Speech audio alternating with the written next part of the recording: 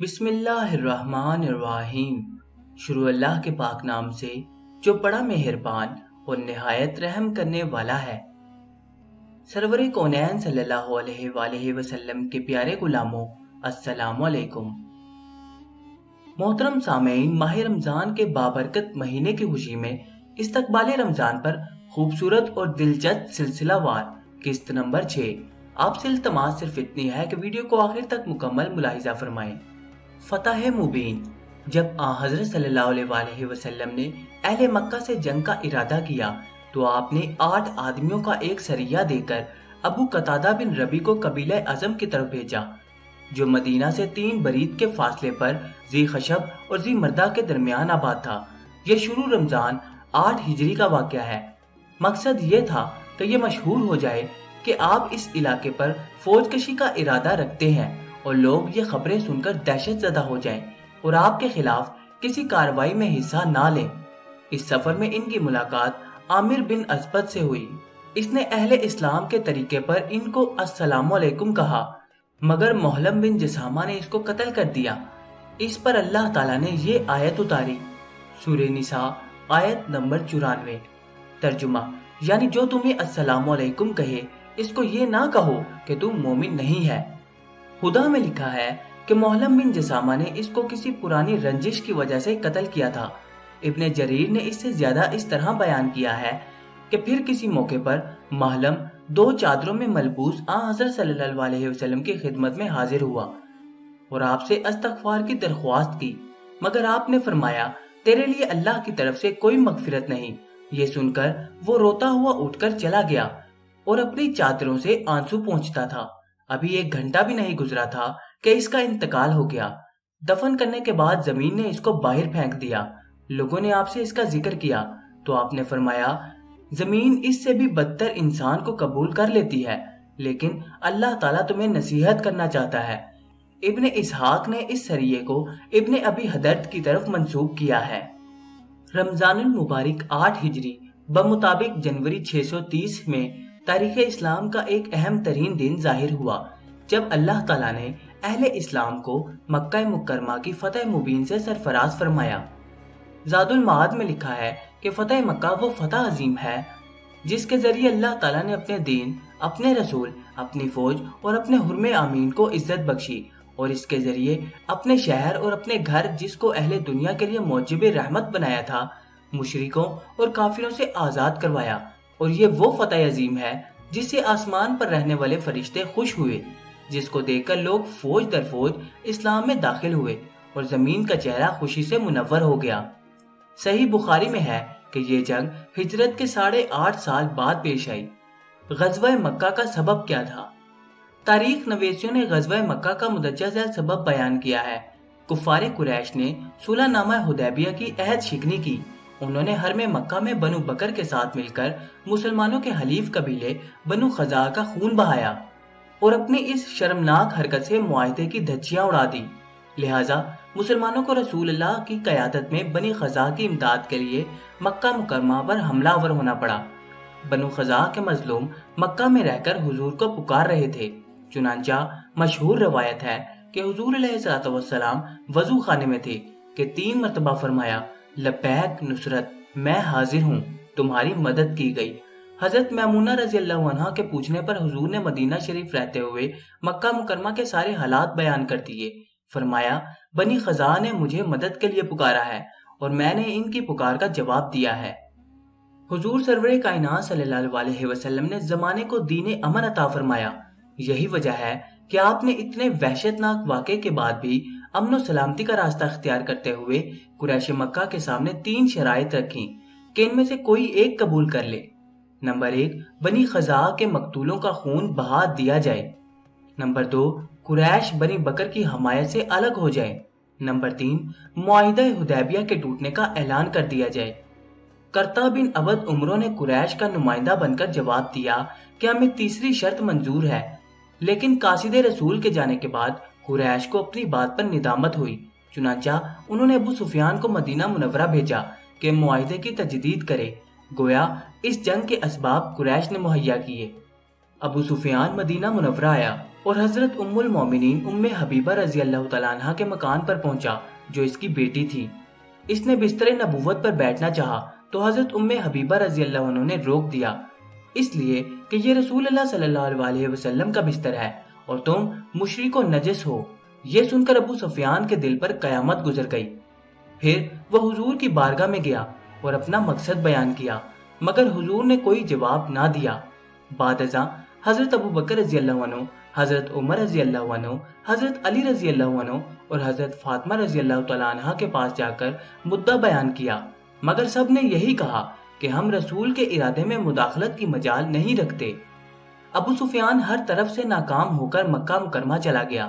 قریش نے پوچھا کہ کیا معاہدے کی تجدید ہو گئی؟ اس نے کہا نہیں۔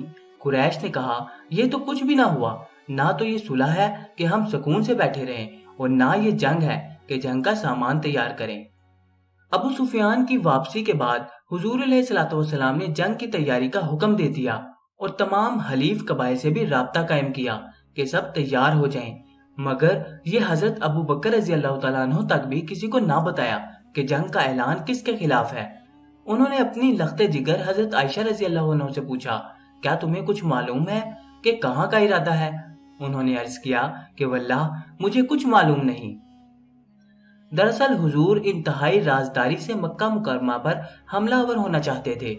حضرت حاتب رضی اللہ عنہ نے قریش مکہ کو خط لکھ دیا کہ حضور جنگی تیاریاں فرما رہے ہیں، لہٰذا تم ہوشیار ہو جاؤ، شاید حملہ تم پر کیا جائے۔ یہ خط لے کر ایک عورت روانہ ہو گئی۔ حضور علیہ الصلوۃ والسلام نے چشم غیب داں سے حضرت حاتب کی کارروائی کو دیکھ لیا اور حضرت علی رضی اللہ عنہ، حضرت زبیر رضی اللہ عنہ اور حضرت مقداد رضی اللہ عنہ کو اس کے پیچھے روانہ کیا کہ تینوں روزے خاک چلے جاؤ، وہاں ایک عورت کے پاس ایک خط ہے، اس سے وہ خط چھین کر میرے پاس لاؤ۔ تینوں حضرات نے عورت کو گرفتار کیا اور پوچھا کہ خط نکالو۔ اس نے کہا میرے پاس کوئی خط نہیں۔ حضرت علی نے فرمایا اللہ کی قسم، رسول اللہ کبھی جھوٹی بات نہیں کہتے اور نہ ہم جھوٹ بولتے ہیں۔ اس عورت نے خط نکال کر پیش کر دیا، یہ حضرت حاتب کا خط تھا۔ حضور علیہ الصلوۃ والسلام نے ان کو بلایا اور پوچھا کہ انہوں نے ایسا کیوں کیا ہے۔ انہوں نے عذر پیش کیا کہ میرے بیوی بچے مکہ میں موجود ہیں، میں قریش کے احسان کا بدلہ اس صورت میں ادا کرنا چاہتا تھا۔ حضور میرے بارے میں جلدی نہ فرمائے، میں واقعی سچا مسلمان ہوں۔ حضور رحمت عالم نے اپنے غلام کی اتنی بڑی خطا پر بھی افوتر گزر سے کام لیا اور جبین رحمت پر شکن نہ آنے دی۔ حضرت عمر رضی اللہ عنہ نے عرض کیا یا رسول اللہ مجھے اجازت دے، میں اس منافق کی گردن اڑا دوں۔ حضور نے فرمایا اے عمر، کیا تمہیں خبر نہیں کہ حاتب اہل بدر میں سے ہے اور اللہ تعالیٰ نے اہل بدر سے فرمایا تم جو چاہو کرو، تم سے کوئی باز پرس نہیں ہوگی۔ یہ سن کر حضرت عمر رضی اللہ عنہ کی آنکھوں میں آنسو آ گئے اور یہ کہہ کر چپ ہو گئے کہ اللہ اور اس کا رسول بہتر جانتے ہیں۔ اسی موقع پر یہ آیت نازل ہو گئی، اے ایمان والو، میرے اور اپنے دشمنوں کو اپنا دوست نہ بناؤ۔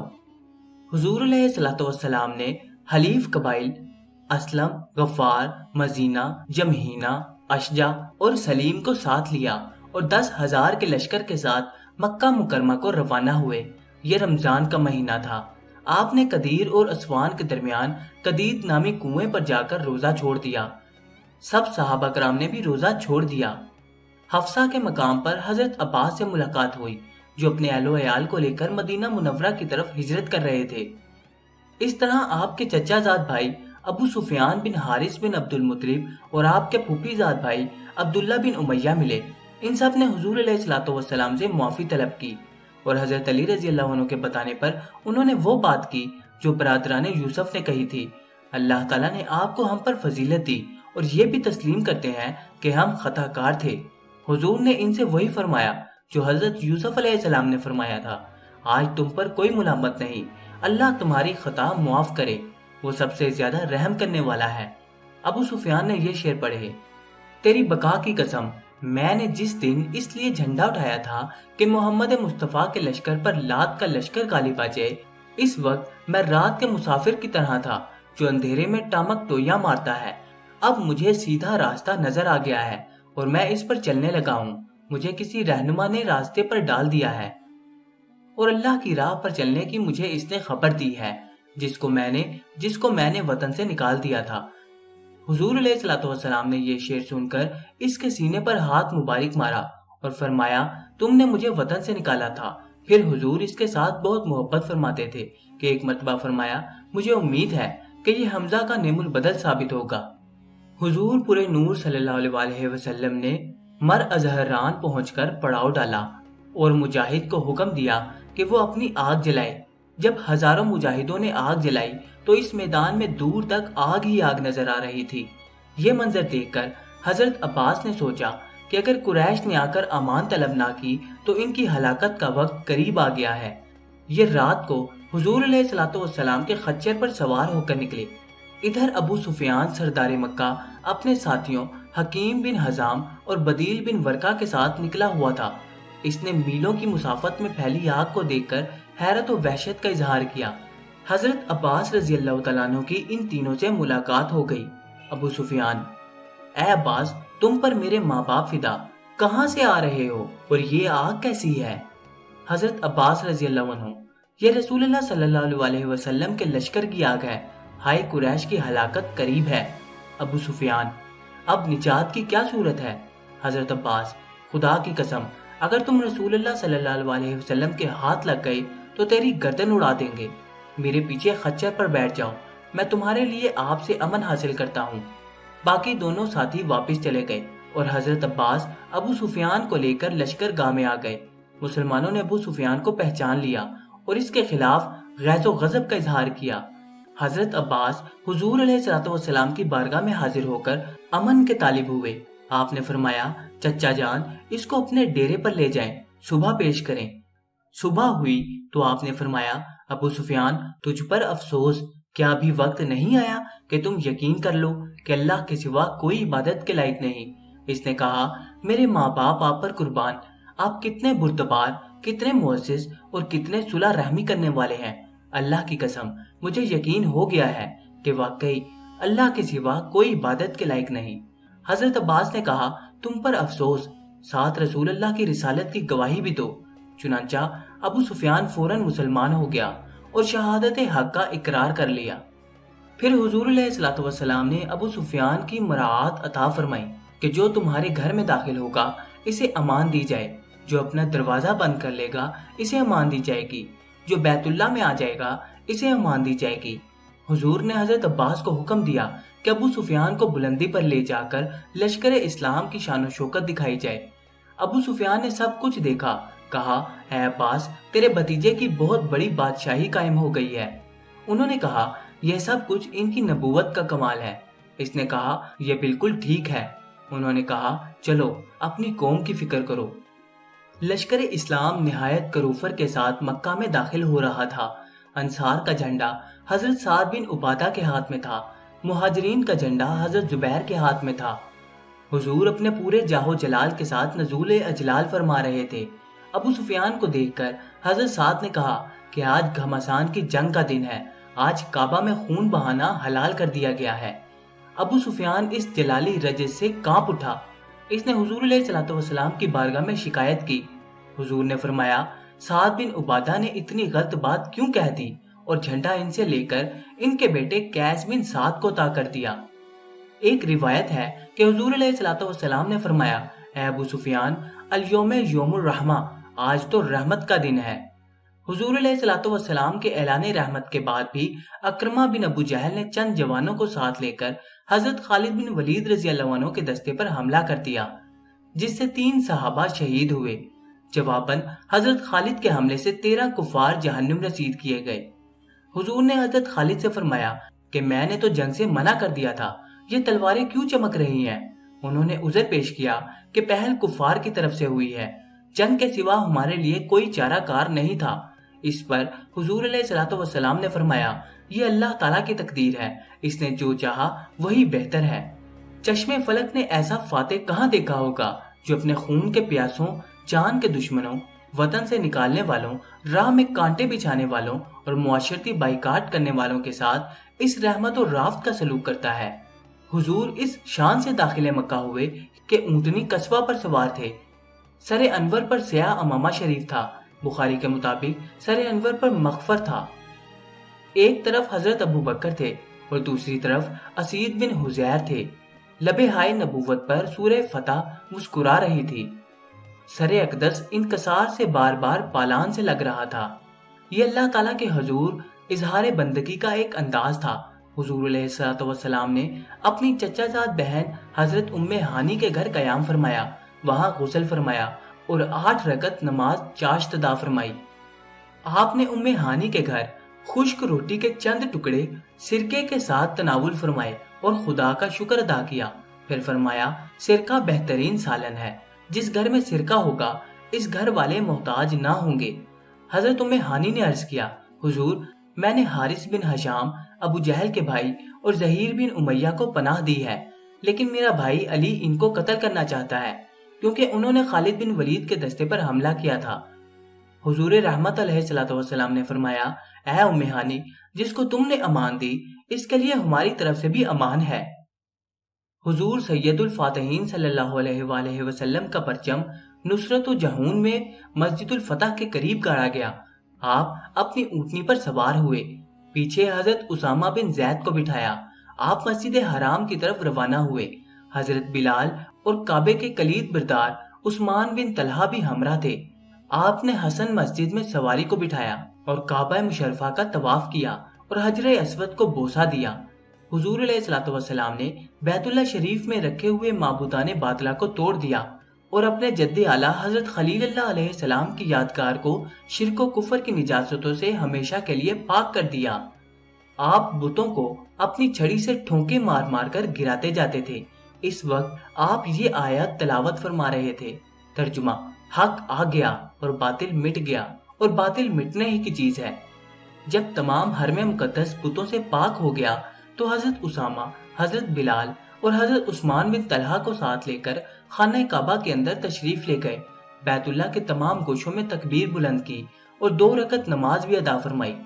جب کعبہ شریف سے باہر آئے تو عثمان بن طلحہ سے فرمایا، یہ لو کعبہ شریف کی چابی، یہ تم سے وہی چھینے گا جو ظالم ہوگا۔